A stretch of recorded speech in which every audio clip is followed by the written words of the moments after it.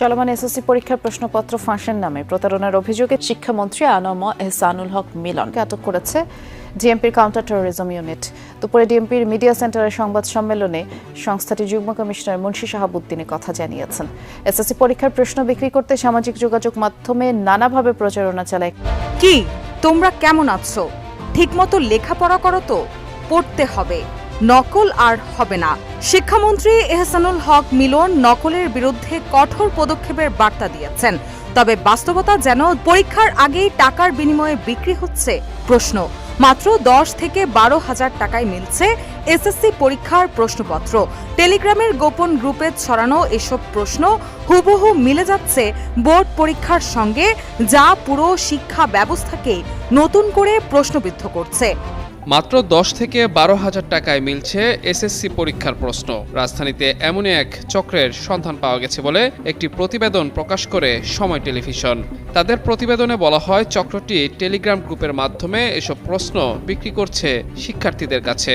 শুধু তাই নয়, টাকা দিলে পাওয়া যাচ্ছে দাখিল ও এসএসসি ভোকেশনাল প্রশ্ন। 10 থেকে 12 হাজার টাকা দিলেই মিলছে এসএসসি পরীক্ষার প্রশ্নপত্র। টেলিগ্রামের মাধ্যমে বিক্রি হওয়া এসব প্রশ্ন বোর্ড পরীক্ষার সাথে মিলেও যাচ্ছে হুবহু। কেমন আছো? ঠিক মতো লেখাপড়া করছো? করতে হবে, নকল আর হবে না। নকল আর হবে না, কিন্তু প্রশ্নপত্র ঠিকই ফাঁস হবে, এরকম কথাই বলছেন বর্তমানে নেটিজেনরা। বাংলাদেশে বর্তমানে বিএনপি সরকার যে ক্ষমতায় এসেছে, ক্ষমতায় আসার পরেই এই এহসানুল হক মিলন সাহেব তিনি ব্যাপক আলোচনায় এসেছিলেন যে তাকে নতুন করে আবারও শিক্ষামন্ত্রী বানানো হবে কিনা, যেহেতু এর আগে বিএনপি সরকারের পক্ষ থেকে তাকে শিক্ষা মন্ত্রণালয়ের দায়িত্ব দেওয়ার পর এই এহসানুল হক মিলন সাহেব তিনি খুব ভালো পারফর্ম করেছিলেন, যেই কারণে কিন্তু এই শিক্ষামন্ত্রী পদে আবারও নতুন করে এহসানুল হক মিলন সাহেবকেই বসানো হয় এবং এরপরে তিনি বিভিন্ন রকমের বক্তব্য দিয়ে কিন্তু ব্যাপক আলোচনায় থাকেন। বিশেষ করে তার একটা বক্তব্য ব্যাপক ভাইরাল হয় যে কি পড়ালেখা করো তো, করতে হবে, নকল আর হবে না। তার মানে তিনি একটা মেসেজ দিতে চেয়েছেন যে শিক্ষা ব্যবস্থায় এমন পরিবর্তন করা হবে যে কোনো শিক্ষার্থী নকলও করতে পারবে না। কিন্তু অতীতের মতো এবারও এই 26 সালেও ঠিক একই ঘটনা ঘটল। এবার এসএসসি পরীক্ষার প্রশ্নপত্র ফাঁস করে হাতে নাতে ধরা পড়ল শিক্ষামন্ত্রী এহসানুল হক মিলন সাহেব। দর্শক, এ বিষয়ের কিছু অংশ ভিডিওর শুরুতে শিরোনামে আপনারা দেখেছেন, বিস্তারিত দেখবেন পুরো ভিডিও জুড়ে। এ বিষয়গুলো দেখার পূর্বে আপনাদের একটা অনুরোধ করব, যারা আমাদের চ্যানেলে নতুন আসছেন চ্যানেলটি সাবস্ক্রাইব করে অল ক্লিক করে বেল আইকনটি চালু করে দিবেন।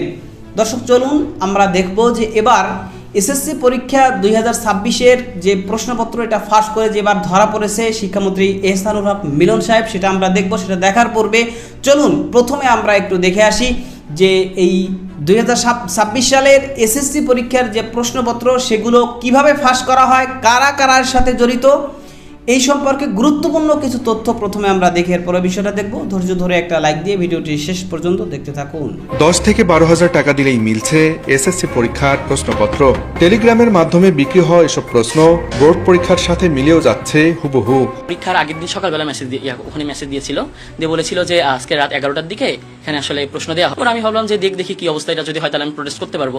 তারপর আমি পরীক্ষার রাতে আবার ঢুকলাম, ঢুকে দেখি প্রশ্ন দেয়নি, বলতেছে যে প্রশ্ন দিতে পারছে না, কোনো একটা হয়তো যান্ত্রিকতার ত্রুটি আসছে।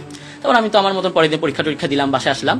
আসার পর যখন আবার আমি টেলিগ্রামে ঢুকে দেখি যে এই কি অবস্থা দেখি, তখন দেখি ওই চ্যানেলে আরেকটা চ্যানেলের লিঙ্ক দেওয়া আছে। তো লিঙ্কে যখন ঢুকে দেখি একটা 3000 সাবস্ক্রাইবার একটা চ্যানেল আছে যেখানে লেখা আছে সকল বোর্ড 2026। তো ওখানে ঢুকে একটু পরের দিকে গিয়ে দেখি যে 20 এপ্রিল মানে যেদিন আমাদের পরীক্ষার আগের রাতে রাত 11:24 আমাদের দিনাজপুর বোর্ডে প্রশ্ন দেওয়া আছে। তো আমি যখন বিষয়টা দেখে ভাবলাম যে এটা কি আসলে রিয়াল না ফেক। তখন আমি পোস্টের ভিতর ঢুকে দেখি আমাদের প্রশ্নের সাথে হুবহু কমন, একটাও এদিক ওদিক নাই। ফেসবুক ও টেলিগ্রামের বিভিন্ন প্রাইভেট গ্রুপে এসএসসি প্রশ্ন বিক্রির বিজ্ঞাপন দেওয়া শুরু করে চক্রটি। গ্রুপে যুক্ত করে এক করা হয় শিক্ষার্থীদের, সেখান থেকেই বাছাই করে যুক্ত করে নেওয়া হয় টেলিগ্রামের আরেকটি সিক্রেট গ্রুপে। এরপর শিক্ষার্থীদের বিশ্বাস অর্জনের জন্য 20 এপ্রিল রাত 11টায় গ্রুপটিতে ফ্রিতে দেওয়া হয় প্রশ্ন, যা 21 এপ্রিল বাংলা প্রথম পত্রের পরীক্ষার সাথে হুবহু মিলে যায়। এই গ্রুপের মধ্যে হচ্ছে সকল বোর্ডের কোয়েশ্চেন প্রায় পাওয়া যাচ্ছে, ঢাকা, বরিশাল, ঢাকা, সিলেট, দিনাজপুর, ময়মনসিংহ এগুলো। তো সেখানে হচ্ছে প্রথমে যে কোয়েশ্চেনটা দিয়েছে বাংলা প্রথম পত্র, সেখানে তারা হচ্ছে ফ্রিতেই কোয়েশ্চেনটা দিয়ে দিয়েছে, কিন্তু পরবর্তীতে যখন আবার অনেকে এটা ঘাটাঘাটি করে দেখতেছে যে বাংলা দ্বিতীয় পত্রের কোয়েশ্চেনটা পাওয়া যাচ্ছে কিনা, তো সেখানে দেখা যাচ্ছে তারা একটা বড় অ্যামাউন্টের টাকা চাচ্ছে। গ্রুপে ঢুকে দেখি ওখানে বলতেছে পেমেন্ট করা লাগবে। তো এই বিষয়টা আমি আমার ফ্রেন্ডদেরকে শেয়ার করলাম যে কি অবস্থা। ওরা বলতেছে ভাই প্রোটেস্ট তো করতে হবে, কারণ দেখি পেমেন্টের সিস্টেমটা কি, সবাই মিলে যদি সবাই 400-500 করেও দেই আমরা মোটামুটি সবাই 10-11 হাজার টাকা তুলতে পারবো। তো আমরা ফ্রেন্ডরা মিলে সবাই কম করে দিয়ে একটা টাকার অ্যামাউন্ট দাঁড় করাইলাম। তারপর ওখানে মেসেজ দিলাম যে আমরা হচ্ছে কোয়েশ্চেন নিতে যাচ্ছি, কিভাবে কি করবো। দেন তারা অনেকক্ষণ সিরিয়াল নাম্বার দেয়। দেন সিরিয়াল নাম্বার দেওয়ার পর একটা ক্যাশ আউট নাম্বার দেয় যেখানে ক্যাশ আউট করতে হবে। দেন আমি ওখানে ক্যাশ আউট করি। ক্যাশ আউট করার পর তার একটু সময় নেই, আমার ইনফরমেশন নেই। ওখানে 10,800 টাকা ক্যাশ আউট। এরপর থেকেই ব্যবসায়ী নামে চক্রটি। বাংলার দ্বিতীয় পত্রের পরীক্ষার প্রশ্নের জন্য চাওয়া হয় বোর্ড ভেদে 10 থেকে 14,000 টাকা, যা কিনে নেন অনেক শিক্ষার্থী। আর এই কোয়েশ্চেন তো হচ্ছে বড় উপরমহল থেকেই আসে, এগুলো তো হচ্ছে আগে থেকে এটা একটা এসএসসি সমমানের পরীক্ষা, এটা হচ্ছে খুবই একটা গুরুত্বপূর্ণ একটি বিষয়। তো এইখানে যদি এইভাবে প্রশ্ন এইভাবে ফাঁস হয় এটা আমাদের জন্য খুবই দুঃখজনক বিষয়। টেলিগ্রামে গ্রুপটির নাম দেওয়া হয়েছে সকল বোর্ড প্রশ্ন 2026। এছাড়া পেমেন্টের জন্য রয়েছে বোর্ড ভিত্তিক ভিন্ন ভিন্ন গ্রুপ। বিশেষজ্ঞরা বলছেন এখনই এই চক্রকে রুখে দিয়ে প্রশ্ন ফাঁস বন্ধ করা না গেলে এর নেতিবাচক প্রভাব পড়বে ভবিষ্যৎ শিক্ষা ব্যবস্থায়। কেমন আছো? ঠিক মতো লেখাপড়া করো তো? করতে হবে, নকল আর হবে না। কি তোমরা কেমন আছো? ঠিকমতো লেখাপড়া করো তো? পড়তে হবে, নকল আর হবে না। শিক্ষামন্ত্রী এহসানুল হক মিলন নকলের বিরুদ্ধে কঠোর পদক্ষেপের বার্তা দিয়েছেন। তবে বাস্তবতা যেন জিম্মি অসাধু চক্রের হাতে। পরীক্ষার আগেই টাকার বিনিময়ে বিক্রি হচ্ছে প্রশ্ন। মাত্র 10 থেকে 12,000 টাকায় মিলছে এসএসসি পরীক্ষার প্রশ্নপত্র। টেলিগ্রামের গোপন গ্রুপে ছড়ানো এসব প্রশ্ন হুবহু মিলে যাচ্ছে বোর্ড পরীক্ষার সঙ্গে, যা পুরো শিক্ষা ব্যবস্থাকে নতুন করে প্রশ্নবিদ্ধ করছে।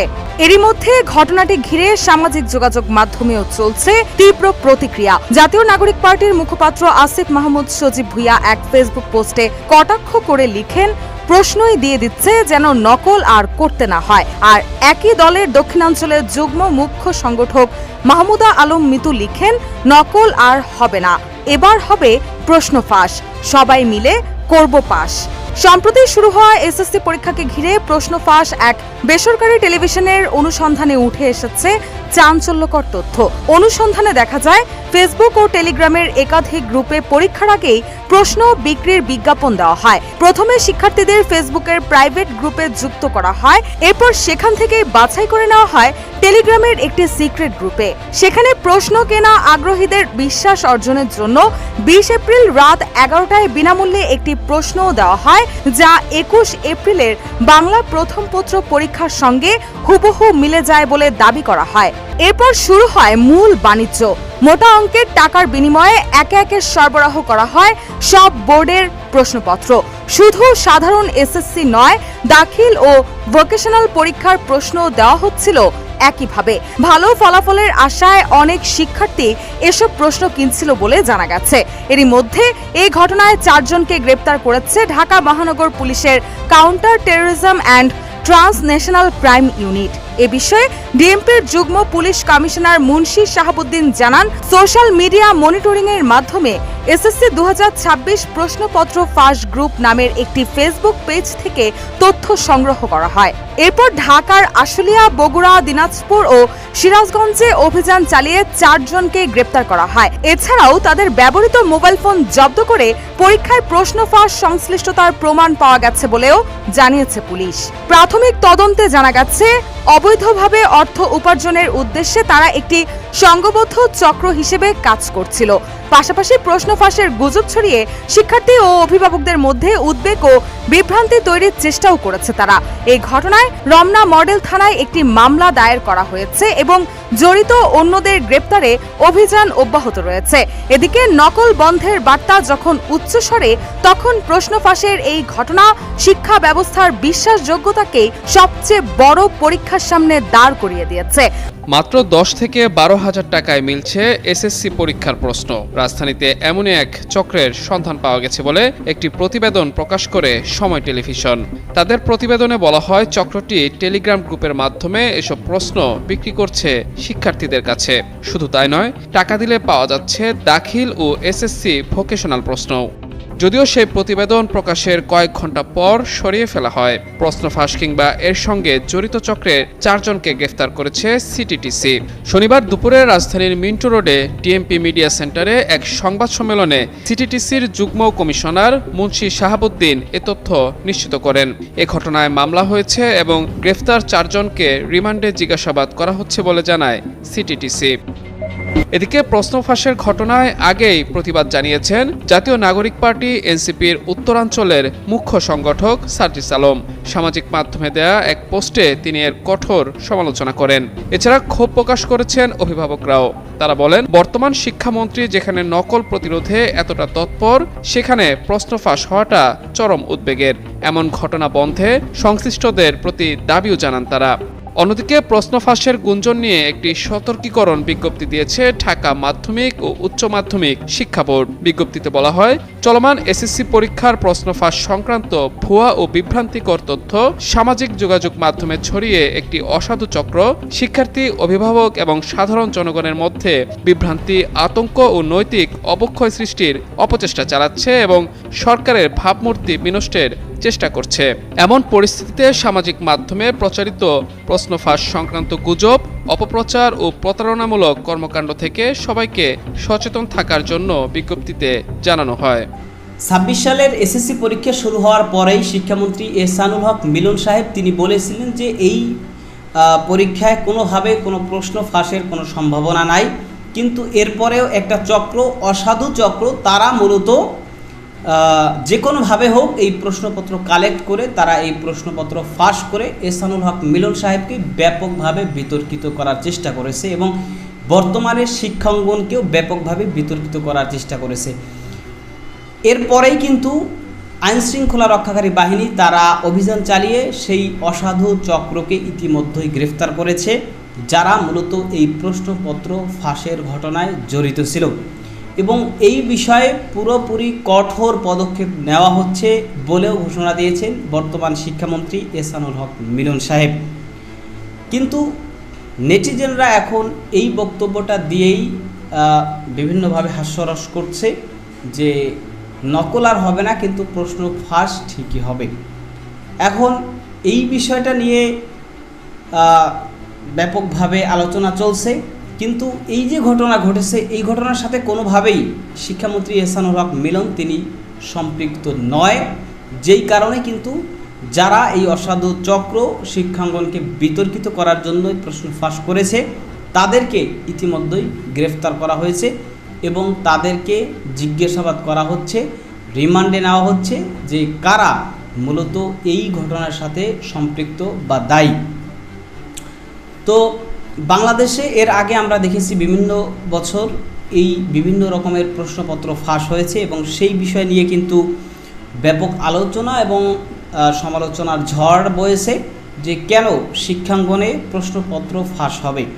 কিন্তু বিএনপি সরকার ক্ষমতা আসার পর শিক্ষামন্ত্রী জনাব এহসানুল হক মিলন সাহেব তিনি যেভাবে ঘোষণা দিয়েছিলেন যে নকল আর হবে না, তার মানে এর মাধ্যমে মানুষ বুঝে গিয়েছিল, একটা মেসেজ পেয়েছিল যে আগের মতো হয়তোবা ভঙ্গুর শিক্ষানীতি এখন আর চলবে না। শিক্ষা অঙ্গনে, শিক্ষা ব্যবস্থায় বিএনপির পক্ষ থেকে ব্যাপকভাবে পরিবর্তন আনা হবে। যদিও বিএনপি সরকার ক্ষমতা আসার পর কিছু কিছু কাজ শিক্ষাঙ্গনকে নিয়ে তাদের কিছু কিছু কাজ ব্যাপক সমালোচনা তৈরি করেছে, বিশেষ করে শিক্ষাঙ্গনে তাদের দলীয় নেতৃবৃন্দ বা দলীয় লোকজন বা দলীয় শিক্ষকদেরকে নিয়োগ দেওয়া সহ বিভিন্ন বিষয় নিয়ে কিন্তু ব্যাপকভাবে সমালোচনা হয়েছে। কিন্তু শিক্ষামন্ত্রী এখন নতুন করে বলেছেন যে না, সামনে কোনোভাবেই কোনো ধরনের কোনো প্রশ্নপত্র এটা ফাঁস হওয়ার কোনো সম্ভাবনা নাই এবং হবে না, এই ব্যাপারে আমরা সর্বোচ্চ পদক্ষেপ নেব।